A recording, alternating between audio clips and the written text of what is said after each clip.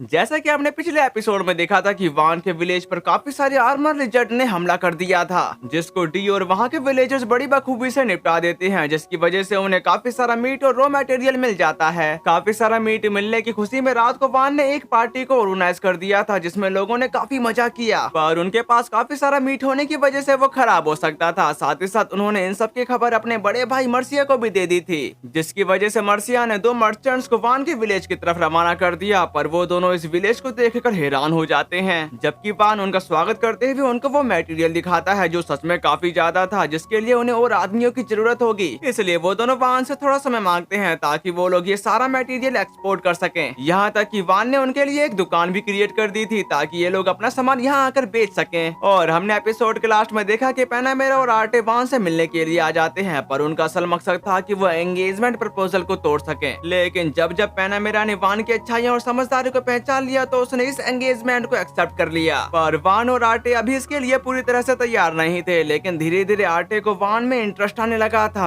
अब आगे एपिसोड 5 की शुरुआत में वान के मैंसन को दिखाते हुए होती है, जहाँ पर वो दोनों हड़बड़ी में वान को उठा रहे थे। वहाँ के शोर शराबे को सुनकर वान उठने के साथ कहा, क्या बात है, पर तुमने मुझे काफी जल्दी उठा दिया। उसकी इस बात पर केम्सन बताता कि ये काफी जरूरी है, सर्डी और एस्पार्डा पहले ही साइड पर जल्दी जा रहे हैं। तभी टिल कहने लगी, विलेज के पीछे जो तुमने लेक बनाई थी वो लोग वहीं पर जा रहे हैं। उन दोनों की ऐसी बातों को सुनकर वान हैरान हो चुका था। फिर हम बाहर का सीन देखते हैं, जहाँ पर वो चलते हुए कह रहा था, रुको, तुमने कहा लेक वान, इसे ये नाम कैसे मिला? जिस बात का जवाब देते हुए टिल बताती कि विलेज वालों ने आने वाली जनरेशन के लिए तुम्हारे कामों को सम्मान देने के लिए इसका नाम ऐसा रखा है। साथ ही साथ केम्सन का भी कहना है, वैसे वे लोग इस विलेज का नाम रखने के बारे में भी सोच रहे हैं, तो वान विलेज के बारे में क्या ख्याल है? अब ये सुनकर वान और भी ज्यादा हैरान होते हुए कह रहा था, रुको, ये तो सुनने में और भी ज्यादा बुरा लग रहा है। फिर वो लोग चलते चलते वान विलेज की तरफ आ जाते हैं, जहाँ पर काफी सारे लोग इकट्ठा हो चुके थे। तभी वान वहाँ पर पहुँचने के साथ पूछ रहा था, यहाँ पर क्या चल रहा है? जिस पर डी बताता तो नहीं, पर अपनी मुंडी लेक की तरफ कर देता है। फिर हम देख पाते हैं कि लेक के अंदर एक मरमेड है, जो देखकर वान पहले से भी ज्यादा हैरान हो गया था। दूसरी तरफ एस्पार्डा बताना शुरू करता है, वह एक अपकल्लू है और वह हाफ ह्यूमन और हाफ फिश होते हैं। माना जाता है कि वह घने जंगलों में खूबसूरत लेक में रहते हैं, लेकिन किसी वजह से उनमें से कुछ इस लेक में है जो तुमने बनाई है। साथ ही साथ वह एक रेयर स्पीसीज है। जो सब जानने के बाद वान उससे कहने लगा, क्या तुमको कुछ चाहिए था? पर वो मरमेड कोई रिस्पॉन्स नहीं कर रही थी, इसलिए वान उसका नाम पूछता है, जो देखकर वान टिल और केम्सन से कहता है कि क्या वह समझ सकती है कि मैं क्या कह रहा हूँ? टिल, केम्सन, क्या तुम थोड़ा मीट ला सकते हो? जिसके बाद वो दोनों एक मीट का टुकड़ा ले आते हैं, जिसको वान लेक की तरफ करते हुए कह रहा था, अगर तुमको ये पसंद है तो तुम थोड़ा ले सकती हो। वैसे भी खाना देना दोस्ती दिखाने का एक अच्छा तरीका है। अपने सामने मीट के टुकड़े को देखकर वो मरमेड उनकी तरफ आना शुरू कर दी थी, जो देखकर वो विलेजर्स हैरान हो जाते हैं। जबकि मरमेड हल्की सी बाहर की तरफ आते हुए कही, क्या मैं ये खा सकती हूँ? जिस बात पर वान पूरी तरह से एग्री था। पर जब मरमेड वो मीट खाना शुरू करती है तो उसको वो काफी ज्यादा पसंद आया, जो देखकर वान बताना शुरू करता है, ये आर्मर लिजर्ड का मांस है, अगर तुमको कल और चाहिए तो मैं कुछ जकरी बना सकता हूँ। अगर आप लोगों को जकरी का मतलब नहीं पता तो मैं बता देता हूँ, जकरी वह होती है मीट की पतली लेयर को सुखाकर जो बनाया जाता है, उसे जकरी कहते हैं। साथ ही उसको सुखाने की वजह से वो जल्दी खराब भी नहीं होता। वान की ऐसी बातों को सुनकर मरमेड सवाल करती है कि आर्मर लिजर्ड को किसने हराया? अब ये सुनकर वान कुछ कह पाता उससे पहले ही वहाँ के विलेजर्स कहने लगे, ये कारनामा हमारे लॉर्ड वान ने किया है। उन सब की ऐसी बातों को सुनकर वान हैरान होते हुए कहा कि नहीं नहीं, ये तुम सभी की वजह से ही पॉसिबल हो पाया। उसी वक्त वो मरमेड वापस पानी में चली जाती है, जो देखकर वान कहने लगा, अरे वो वापस क्यों चली गई? क्या तुम्हें लगता है कि वह वापस आएगी? जो सुनने के बाद एस्पार्डा बोलता है कि उनकी स्पीसीज काफी कम देखने को मिलती है, वह शायद कुछ समय के लिए वापस नहीं लौटेगी। फिर हम अगले दिन का सीन देखते हैं, जहाँ पर लेक में काफी सारे मरमेड जमा हो चुके थे, जो देखकर वान काफी ज्यादा हैरान होते हुए कहा, अब यहाँ पर चल क्या रहा है? ये इतनी सारी मरमेड कहाँ से आ गई? तभी टिल इशारा करती है कि ये तो वही मरमेड है। जो सुनकर केम्सन बोला, तुम सही कह रही हो, ये वही है जिसने हमसे पूछा था कि आर्मर लिजर्ड को किसने हराया था। दूसरी तरफ वान सवाल करता है कि आप कल्लू लोग आर्मर लिजर्ड को गॉड या ऐसी कोई चीज मानते हैं? उसकी सवाल का जवाब देते हुए स्पार्टा बताता है कि मैंने ऐसे किसी विश्वास के बारे में कभी नहीं सुना। जबकि मरमेड किंग कह रहा था, मैं उस लड़के से बात करना चाहूंगा। जो सुनकर डी अलर्ट मोड में आ जाता है, पर वान इसके लिए तैयार हो गया था। साथ ही वो अपने मन में कहा, ये दिखने में तो काफी डरावना है और ये मुझसे क्या चाहता है? दूसरी तरफ मरमेड किंग का कहना है, मेरी बेटी के प्रति काइंड होने के लिए तुम्हारा शुक्रिया। अब ये सुनकर वान और भी ज्यादा हैरान हो गया था, क्योंकि उसको लगा नहीं था कि ये लड़की उसकी बेटी होगी। पर मरमेड किंग बोला, लड़के, मैंने सुना है कि आर्मर लिजर्ड को हराने वाले तुम ही हो।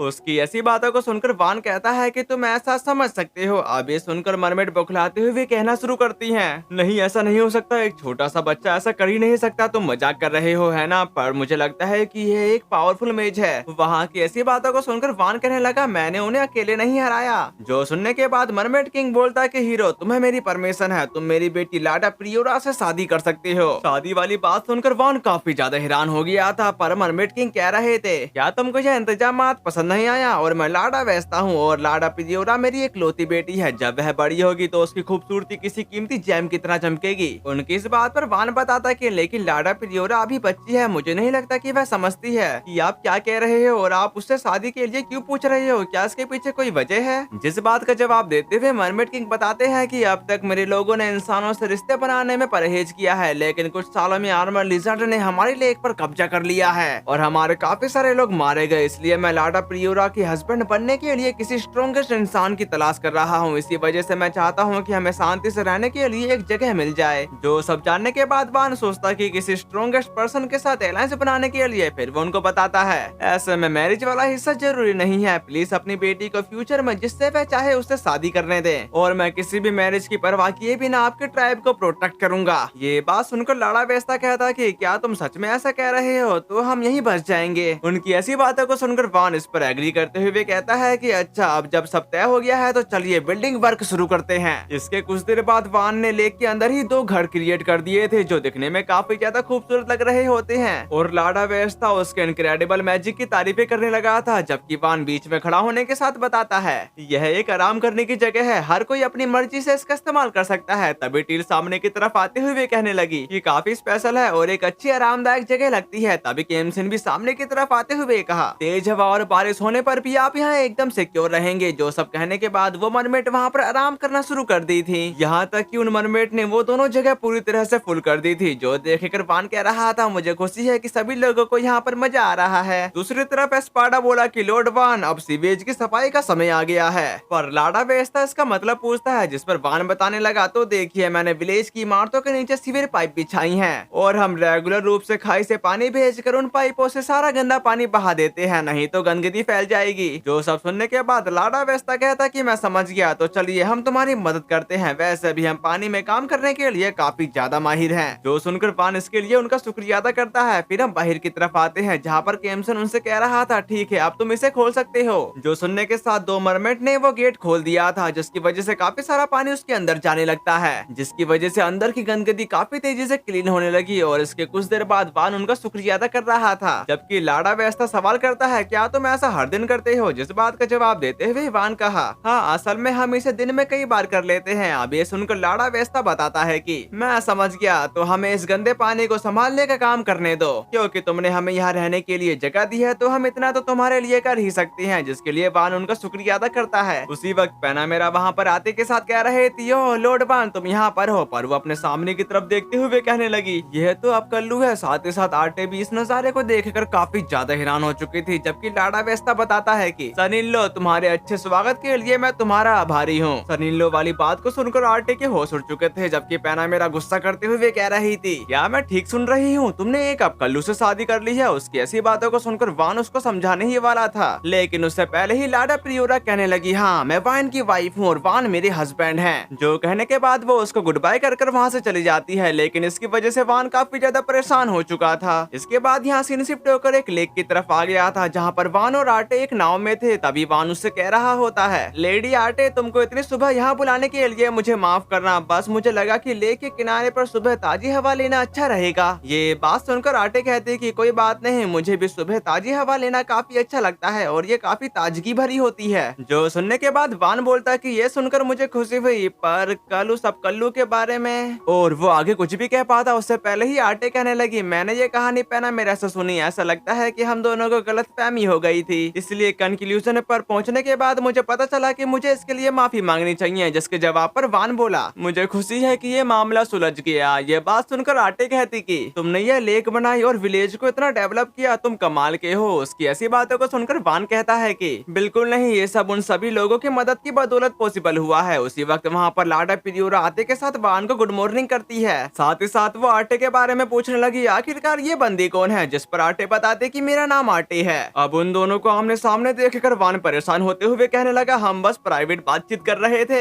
इसी बीच वहाँ पर और भी ज्यादा अब कल्लू आटे के साथ कहने लगे थे, अरे देखो ये तो मीट वाला आदमी है, पर उसे ऐसा मत कहो क्योंकि वह एक लोड है। लेकिन उन सभी के वहाँ पर आने की वजह से बोट का बैलेंस बिगड़ने लगा। साथ ही साथ आर्ट ढमलाते हुए वान की बाहों में जा गिरी। अब ये देखकर वो सारे अब कल्लू हंसने लगते हैं, बस लाडा प्रियोरा को छोड़कर, क्योंकि वो उन्हें देखकर जल रही थी। वहीं दूसरी तरफ आर्टे ब्लश कर रही होती है। तभी लाडा प्रियोरा उनके पास आते हुए कहने लगी, पतिदेव क्या तुम ठीक हो? उसकी ऐसी बातों को सुनकर वान उसको समझाते हुए कहता है कि पतिदेव, मैंने तुम्हारे पापा को समझाया कि हमारी सगाई अभी तक नहीं हुई है। जो सुनने के बाद लाडा प्रियोरा काफी ज्यादा गुस्से के साथ वहाँ से चली जाती है। उसके जाने के बाद वहाँ के सारे अपकल्लू काफी ज्यादा हैरान होते हुए कह रहे थे, उसने लाडा प्रियोरा को धमका दिया। ये सब कहने के बाद उन लोगों ने फिर से बोट को हिलाना शुरू कर दिया था, जिसकी वजह से वो दोनों घबराते हुए एक दूसरे से चिपक जाते हैं। लेकिन सच में वहाँ पर एक रोमांटिक माहौल क्रिएट हो चुका था। इसके कुछ देर बाद हम किनारे की तरफ आते हैं, जहाँ पर लाडा बेस्टा वान को गुस्से की निगाहों से देख रहा था, जो देखकर वान भी घबरा जाता है। जिसके बाद वो अब कल्लू बताना शुरू करता है, सन इन लो, लाडा प्रियोरा ने मुझे इसके बारे में सब कुछ बताया है कि जब तुम्हारी शादी मेरी बेटी से हो चुकी है, तब तुम दूसरी लड़की के साथ फ्लर्ट क्यों कर रहे थे। अब ये सुनकर आर्टे काफी ज्यादा हैरान हो चुकी थी, क्योंकि उसको खुद नहीं लगा था कि मैं वान से फ्लर्ट कर रही हूँ। जबकि वान बताता कि सबसे पहले तो मैं उसका हस्बैंड नहीं हूँ, हम एक। और वो आगे कुछ भी कह पाता, तभी लाडा बेस्टा कहने लगा, चलो हम एक मुकाबला करेंगे और तुम मेरे लोगों के साथ मुकाबला करोगे। अगर हम जीत जाते हैं तो तुम मेरी बेटी के साथ अपनी एंगेजमेंट को ऑफिशियल तौर पर मान लोगे।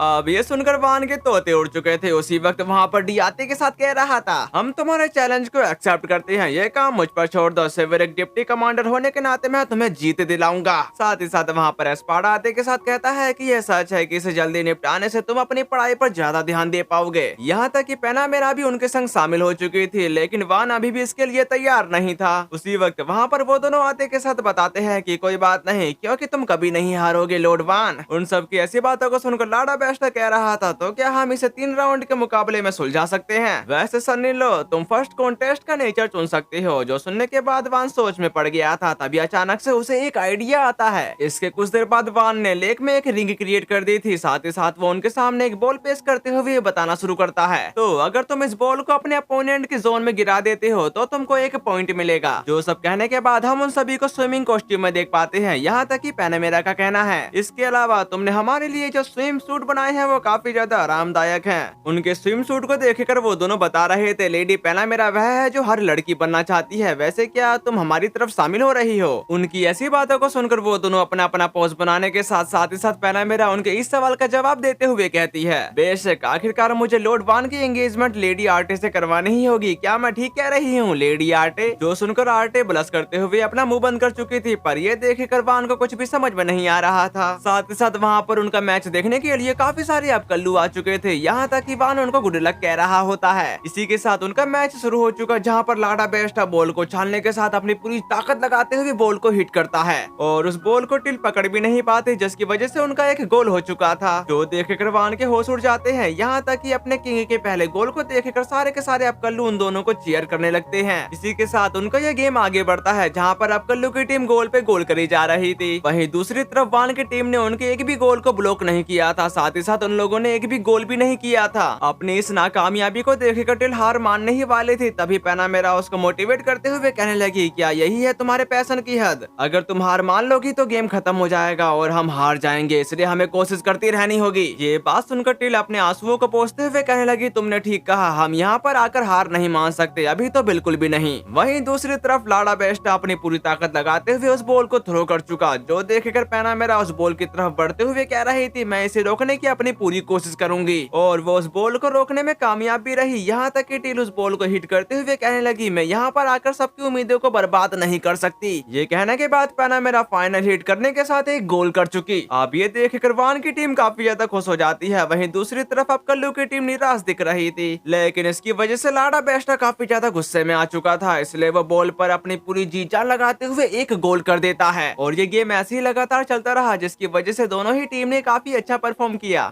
जबकि पैनामेरा उनकी तरफ बढ़ते हुए कह रही थी, हमने उन्हें वापस खींच लिया है, अब स्कोर बराबर है। जबकि लाडा बेस्टा भी आगे बढ़ते हुए कहता कि ये मैच पॉइंट है, जो अगला स्कोर करेगा वह जीत जाएगा। इसी के साथ पैनामेरा ने उस बॉल को हिट कर दिया, जो सीधे जाकर एक गोल में बदलने ही वाली थी, पर लाडा प्रियोरा उस बॉल को संभाल लेती है और फाइनल हिट के लिए लाडा बेस्टा सामने की तरफ आता है, जिसको रोकने के लिए पैनामेरा उसकी तरफ जाने लगी। और इतनी कोशिश करने के बाद भी वो लोग लाडा बेस्टा की आखिरी बॉल को रोक नहीं पाते, जिसकी वजह से उनकी टीम जीत जाती जाती है, जो देखकर टिल निराश हो चुकी थी। पर पैनामेरा उसको संभालते हुए अपनी उंगली सूरज की तरफ करते हुए कहने लगी, हमें बिल्कुल नए सिरे से शुरुआत करनी होगी, जिस बात से टिल भी एग्री थी। लेकिन उन दोनों की ऐसी हरकतों को देखकर वान अपना अजीब सा चेहरा बनाते हुए कहता है कि क्या यहाँ पर कोई स्पोर्ट्स एनीमे चल रहा है जो ये लोग ऐसी हरकतें कर रहे हैं। जबकि लाडा बेस्टा उसके सामने की तरफ आते हुए बताने लगता है, तो अब सनी लो हम नेक्स्ट इवेंट के बारे में फैसला करते हैं। जो सुनने के बाद वान सवाल करता है कि अब हमारा नेक्स्ट इवेंट क्या होगा, जिस पर लाडा बेस्टा बताने लगा, अब हमारा अगला इवेंट स्विमिंग का होगा। यह मुकाबला 2 लोगों की रिले रेस से होगी। इस पे वान कहने लगा था, ये तो बुरा है, अगर हम एक और इवेंट हार गए तो मुझे लाडा प्रियोरा से शादी करनी पड़ेगी, लेकिन अब कल्लू माहिर तैराक है। और वान अभी ये सब सोच रहा था, तभी डी उम्मीद की किरण बनते हुए कहने लगा, मैं इस इवेंट में शामिल होना चाहता हूँ। पर वान को उस पर विश्वास नहीं हो रहा था कि डी को तैरना भी आता है। साथ ही साथ केमसिन भी सामने की तरफ आते हुए कहता कि फिर मैं भी इसमें शामिल होना चाहता हूँ। उन दोनों की ऐसी बातों को सुनकर वान बोला कि केमसिन तुम भी, क्या तुम ठीक हो? जिसका जवाब देते हुए केमसिन बताता है कि हाँ, मैं तुम्हारे लिए अपना सब कुछ लगाने को तैयार हूँ। फिर हम स्विमिंग कंपटीशन की तरफ आते हैं, जहाँ पर एस्पाडा ने उनका मैच शुरू करवा दिया था। मैच के शुरू होते ही लाडा प्रियोरा केमसिन को बीट कर देती है, जो देखकर आटे परेशान होते हुए कह रही थी, अरे वो तो शुरू में ही काफी ज्यादा आगे है। जो सुनकर पैनामेरा भी काफी ज्यादा हैरान होने के साथ कहने लगी, अगर उसकी स्पीड और भी बढ़ गई तो हमारा खेल खत्म हो जाएगा। वहीं दूसरी तरफ केमसिन अपनी पूरी जी जान लगाने के बाद लाडा प्रियोरा के एकदम करीब पहुंच जाता है, जो देखकर लाडा प्रियोरा सीरियस होने के साथ और भी तेजी से आगे जाने लगी। जिसके बाद उसके सेकंड प्लेयर का नंबर आ जाता है, जबकि केमसिन ने भी वो लाइन क्रॉस कर दी थी। जो देखकर डी पानी में कूदने के साथ बताता है कि तुमने काफी अच्छा किया, अभी से मुझ पर छोड़ दो। वहीं दूसरी तरफ वान उसके स्विमिंग स्टाइल को देखकर कहने लगा,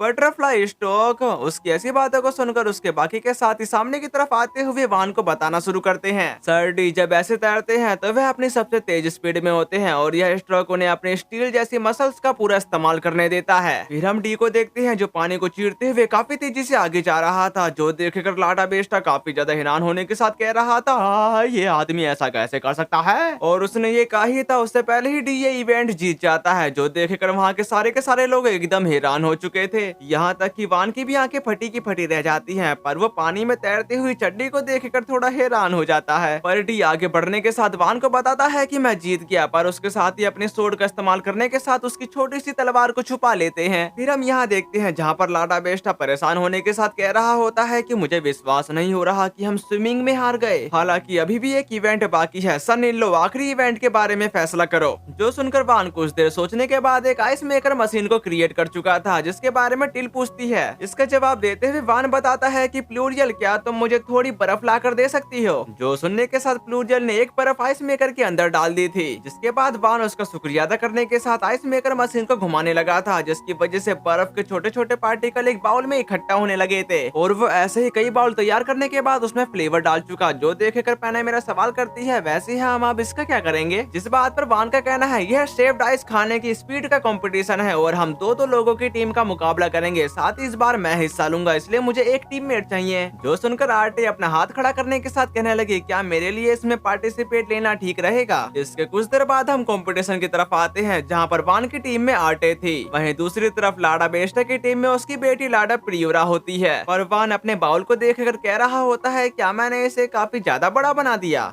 जबकि पैनामेरा आरटे की तरफ चिल्लाते हुए कह रही होती है, लेडी आरटे, क्या आप सचमुच ऐसा कर रही हैं? अभी भी जगह बदलने में देर नहीं हुई है। लेकिन आरटे इस मैच के लिए पूरी तरह से तैयार होती है। साथ ही साथ एस्पाडा ने इस राउंड को शुरू कर दिया था। मैच के शुरू होते ही वो चारों के चारों बर्फ के गोले को खाना शुरू कर देते हैं, लेकिन लाडा बेस्टा के सर में अचानक से दर्द होने लगा। अब ये देखकर उसको कुछ भी समझ में नहीं आ रहा होता है कि यहाँ पर ये चल क्या रहा है, मेरे सर में अचानक से दर्द कैसे शुरू हो गया? और उसका ये कहना ही था, तभी उन तीनों के सर में भी दर्द शुरू हो जाता है। जो देखकर लाडा बेस्टा खुद को तैयार करते हुए कहा कि यह मेरी बेटी के लिए है, मैं हार बर्दाश्त नहीं कर सकता। जो कहते ही वो बर्फ के गोले को दबादब खाने लगा, लेकिन लेडी प्रियोरा और वान उसको अब खा नहीं पा रहे होते हैं। वहीं दूसरी तरफ आरटे भी इसको खाना नहीं चाहती थी, पर वो मजबूरन वान के लिए इसको खाना शुरू कर देती है। जो देखकर वान भी खुद को मोटिवेट करते हुए उसको मेट्रो की स्पीड में खाने लगा। उसको ऐसे हफ्तियों की तरह खाता देखकर वो बंदा कहता है कि लोड वान तो कमाल के हैं। अब ये देखकर आरटे भी इसको गटागट खाना शुरू कर देती है। जो देखकर वो दोनों भी पीछे रहने वालों में से नहीं थे। उनके इस मैच को देखकर उन दोनों ही टीम को इसमें काफी ज्यादा मजा आने लगा था। साथ ही साथ वान और आरटे ने अपना बाउल एक साथ खत्म कर दिया था, जिसकी वजह से वो दोनों जीत जाते हैं। तो यह इवेंट 3 राउंड में डिवाइड किया गया था, जिसमें से 2 राउंड वान जीत चुका है। इसका मतलब यह है कि वान की टीम ये मैच जीत चुकी है। जिसके बाद वान काफी ज्यादा खुश होने के साथ खड़ा होते हुए बताना शुरू करता है, अब हम लाडा प्रियोरा से शादी करने की सारी बातें बंद कर सकते हैं। वान की ऐसी बातों को सुनकर लाडा बेस्टर का कहना है, सन इन लो, मुझे तुम और भी ज्यादा पसंद आने लगे हो, तुम सच में मेरी बेटी के लिए एक लायक इंसान हो। अब ये सुनकर वान हैरान होते हुए कहने लगा, तो फिर जीतने का क्या ही फायदा। तभी लाडा बेस्टा वहाँ से जाते हुए कह रहा होता है, मेरी बेटी का अच्छे से ख्याल रखना जारी रखना। लेकिन वान के होश उड़ चुके थे, पर काफी सारा बर्फ का गोला खाने की वजह से उसके पेट में अचानक से दर्द होने लगता है। जो देखे कटिल परेशान होने के साथ उसके करीब आते हुए पूछती है, लॉर्ड वान क्या हुआ? जिस पर लॉर्ड वान बताना शुरू करता है, लगता है मैंने कुछ ज्यादा ही बर्फ खा ली है, जिसकी वजह से मेरे पेट में दर्द होने लगा है। उसी वक्त वहाँ पर डी आते के साथ बोला कि लॉर्ड वान, लगता है तुमने ज्यादा ही कड़ी मेहनत कर ली, जिसकी वजह से इसका फल तो तुमको मिलना ही चाहिए। वहाँ के ऐसे खुशनुमा माहौल को देखकर आर्टी अपने मन में कहती है कि लॉर्ड वान हमेशा मुस्कुराते चेहरे से घिरे रहते हैं, मुझे भी यह खुशी कैसे मिल सकती है? क्या मैं भी ऐसा कर सकती हूँ? जिस दिन मैं पैदा हुई मेरे डैड हमेशा बिजी रहते थे, इसलिए मैंने उन्हें मुश्किल से ही देखा है, और मेरी माँ ने मुझे दाई माँ को सौंप दिया और मुझ में कोई दिलचस्पी नहीं दिखाई। इसका सीधा कारण था क्योंकि मैं एक नाकामयाब इंसान थी, मैं बहुत शर्मीली और नखरे वाली थी, साथ ही मैं पढ़ाई में भी अच्छी नहीं थी, मैं किसी चीज में अच्छी नहीं थी सिवाय शायद अपने मैरियोनेट मैजिक के, इसका मतलब है कि कठपुतली का मैजिक। फिर वो अपनी बातों को कंटिन्यू करते हुए कहती है कि और अपनी डोल को पपेट की तरह इस्तेमाल करके मैंने पाया कि मैं उन्हें अपनी बॉडी से ज्यादा आजादी से हिला सकती हूँ, इसलिए मैंने सोचा कि शायद इससे मैं अपनी माँ को खुश कर पाऊंगी। पर उसकी माँ उसको एक जोर का चमाटा लगाते हुए कही, तुम मेरे लिए कभी कुछ भी नहीं कर सकती। अपनी माँ की ऐसी बातें सुनने के बाद आर्टे का कहना है, तभी मुझे पहली बार पता चला कि पपेट का मैजिक बुरा माना जाता है और ऊंचे खानदानों में इससे नफरत की जाती है। उस दिन के बाद से किसी ने मुझसे बात नहीं की और मैं ऐसी बन गई जिसे सब नजरअंदाज कर देते थे। फिर जब मैं 10 साल की हुई तो मेरे डैडी ने मुझे बताया कि मेरी एंगेजमेंट किसी से होने वाली है, जिसकी वजह से मैं काफी ज्यादा परेशान हो गई। लेकिन लॉर्ड वान मेरे लिए काफी काइंड थे। फिर मुझे पता चला कि लॉर्ड वान की काबिलियत एलिमेंटल मैजिक नहीं बल्कि प्रोडक्शन मैजिक थी, जिसे दूसरे लोग बदकिस्मत मानते थे। फिर भी लॉर्ड वान कॉन्फिडेंस और टैलेंट से भरे हुए थे और उन्होंने अपने गिफ्ट का इस्तेमाल पूरे जोश के साथ किया। शायद अगर मैंने उस दिन के बाद मैजिक की प्रैक्टिस करना बंद नहीं किया होता तो ऐसा कभी नहीं होता, इसलिए मुझे लगता है कि मुझे थोड़ी और कोशिश करनी चाहिए थी। इसके बाद यहाँ सीन शिफ्ट होकर वान के मैंशन के बाहर की तरफ आ गया था, जहाँ पर वो सब लोगों को बता रहा होता है, हम विलेज के फ्यूचर के डेवलपमेंट को ध्यान में रखते हुए और दीवारें बनाएंगे,